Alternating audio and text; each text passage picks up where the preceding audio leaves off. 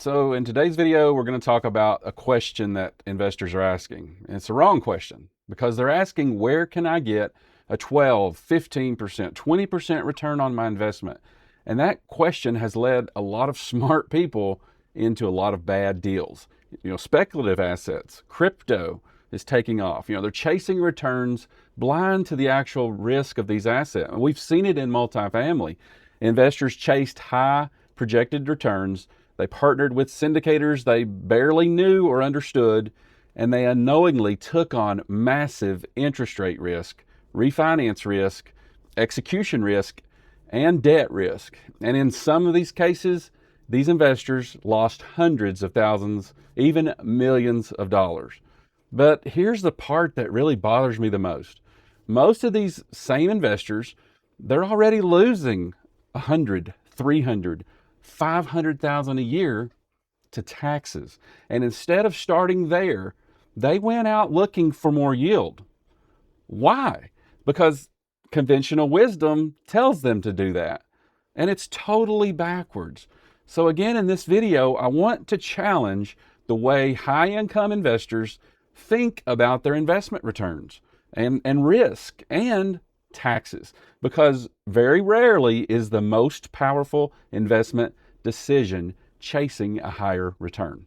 Sometimes it's finding a smarter way to keep more of what you've already earned. Now, here's a quick but very, very important disclaimer. I'm not your CPA. I'm not your tax attorney. I'm not even your financial advisor. Actually, I'm none of those things to anyone. And nothing in this video is personal, tax, legal, or financial advice. I'm just an investor and a business owner who does this stuff and deals with it and makes investments with my own money. So you should absolutely work with qualified investment professionals before making any investment or tax decision. But what I can do is share how I think about this as a capital allocator, as someone who has looked at private deals for a long time, and as someone who believes many high-income investors have been misled and are looking in the wrong place first. Now, again, conventional advice has trained most investors to think in terms of return. And again, they're asking, where can I get that extra 3, 5, 7% basis point return? Can I get to 15%? Can I double my money in 5 years? I've been guilty of this. On the surface, it sounds very reasonable. Just about everyone is asking that exact same question. But the problem is, when you start chasing those higher returns, there's a trade-off, and you start accepting risks that you do not fully understand. That's exactly what has happened in the multifamily market across the country. People saw projected returns that looked really attractive. 15% was the minimum. 18% to 20% IRRs were common. Big equity multiples back in the mid 2015 time. Beautiful pitch decks with rent growth assumptions, cap rate assumptions, refinance assumptions, and exit assumptions. But underneath that, many of those deals were taking on massive risk. It was floating rate debt and short-term bridge loans, aggressive renovation plans, thin reserves. All these things were piling up, rising interest costs, rising property taxes, and eventually that growth was going to slow. But the big one were the higher interest rates that nobody saw coming, right? And syndicators who may have been great at raising capital, but not necessarily great at managing risk through a changing cycle. So investors, they thought they were buying that return, but instead what they were really buying was risk. And most did not realize it until the distribution stopped and the capital call came. Then the decision had to be made, or the asset had to be sold or refinanced under terrible conditions. That's the danger of chasing yield. The number on the pitch deck is not free. The bigger that number gets, there's typically a risk coming with it. There's always a reason that return is being offered. Now, if you'll compare that with taxes, let's say you're a high-income professional, you're a business owner, a physician, executive, maybe an entrepreneur, maybe you own your own business. Maybe you're earning $750,000 a year, maybe even $1 million, maybe more. Now, if you're in a 35 to 40% combined tax environment, federal, state, and other taxes, depending on where you live, you may be paying 300, 350, 400,000 a year in taxes or more. It's not theoretical. That is not just some projected loss. That's real money leaving your household every single year. And yet, many investors will spend months trying to find that one deal that might earn them an extra 3 or 4% while they barely spend any serious time asking better questions. Now, these questions are: is there a legitimate way to reduce my taxable income? Am I investing in assets that help my tax position? Maybe am I structuring my financial life around after tax outcomes or just pre-tax returns? Am I taking any unnecessary risk trying to earn money that I'm already losing through taxes? That's the mind shift that has to occur. So the question is not just what return can I make? The better question is, what do I actually get to keep? Because if you earn a great return, but you're going to lose the major portion of your income to taxes, your real financial result may be much weaker than it looks on paper. So let me give you this mindset shift. If you're paying $350,000 a year in taxes and you find a legitimate strategy that can create a meaningful deduction, not just these little deductions your accountant's giving you, meaningful deductions against active income, and assuming your CPA confirms that it applies to your situation, that deduction can be extremely valuable. Why? Because you're not trying to manufacture return by taking on speculative risk. You are potentially reducing an absolutely known expense. And that's a very different type of financial opportunity. A 15% projected return may or may not happen. A refinance on a multifamily may or may not happen. Rent growth may not happen. The exit cap may be a lot higher than we thought, may not happen. But your tax bill, that's coming. Every single year, it's coming. So if you're a high income investor, especially someone with with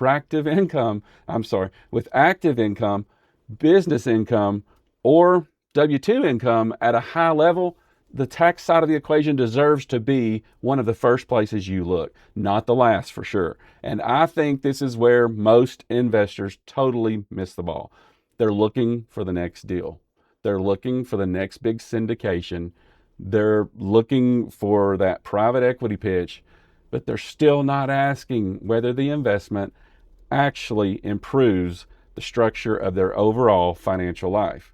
They need an investment that produces cash flow, but it does nothing for their tax situation. That's not right.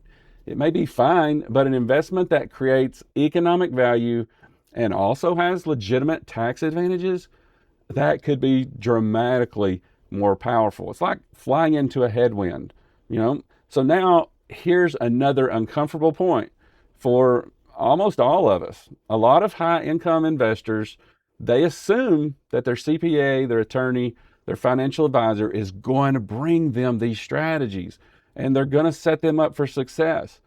But unfortunately, in my experience, that's not how it works. I respect those professionals. You need them. I need them. They're super important. But most of them are operating inside a very, very specific box. Your CPA may be 100% focused on preparing your return and keeping you compliant and out of prison. Your attorney may be focused on documents and legal structures. Your financial advisor is probably more focused on these managed portfolios and positions and retirement accounts, maybe insurance or publicly available products. But the strategies, the real key strategies that are going to actually move the needle for high income investors, these strategies live outside the standard packaged menu. They may be hidden in private markets. They may involve business ownership where you actually participate. They may involve equipment financing or oil and gas. They may involve solar or other types of real estate, operating assets, or structures that your traditional advisor does not originate, does not source, and has no idea how to underwrite. That doesn't mean you ignore your advisors. It means you bring them into the process when you evaluate the strategy. But you may need to be the one who goes out and finds the opportunity. You may need to think like a capital allocator, not just a client waiting to be handed a product. So, how should a high income investor think about this? Here is the framework that I use. And before I go out and chase higher returns, I'm always asking these 4 questions. Number 1, what is my biggest financial leak? And for most business owners like me or high income earners, 100%, it's taxes, not market losses, not even advisor fees or inflation. We hear a lot about that. No doubt, taxes. Question 2, am I focused on pre-tax returns or after-tax outcomes? So a 12% return that is fully taxable and comes with high risk may not be better than a low risk strategy that creates meaningful tax benefits and improves the after-tax position. Question 3, what risk am I really taking to get this return? This is huge. If the return depends on perfect execution, perfect market conditions, cheap debt, rising rents, favorable refinance markets, a strong exit, you've got to understand that, and it's very rare those all line up, because that is not just investing. That is underwriting a chain of assumptions. Question number 4, does this investment fit my actual financial situation? Now, a strategy that makes sense for someone earning $150,000 a year may not be the same strategy that makes sense for someone earning $1 million. Okay? High income investors have different problems, and these different problems require very different tools and solutions. If your biggest issue is that you're paying hundreds of thousands of dollars in taxes every year, trust me, it may be a mistake to focus first on squeezing another few points of yield out of your current investments or some risky deal. You may need to start with tax efficiency, then evaluate return, evaluate risk in that order. So the big idea is this: stop asking, how do I make more? Start asking, how do I keep more? How do I reduce this unnecessary risk that people are taking? And how do I use investments to solve the right financial problem? So another one may be, how do I create better after-tax outcomes? Or how do I stop chasing yield and start allocating my capital very strategically? Because chasing yield can make you really careless, but tax strategy, it kind of forces you to think structurally. And the most sophisticated investors don't just ask, what is the return? They're always asking, what risk am I having to trade for that? What is the structure? What is the tax treatment of this deal? What do I actually get to keep? What could go wrong in this deal? Now, does this deal actually solve my biggest problem? That's the kind of thinking I believe more high-income investors have to shift towards. Now, if this way of thinking resonates with you, I've put together some simple resources that can walk you through how I think about tax-aware private market investing and the kinds of high-income investors, the kinds of questions those income investors should be asking before they chase another deal. Again, this is purely educational. It's not personal tax advice. You should review everything on your own, and by all means, bring your CPA, your attorney, your financial advisor into this.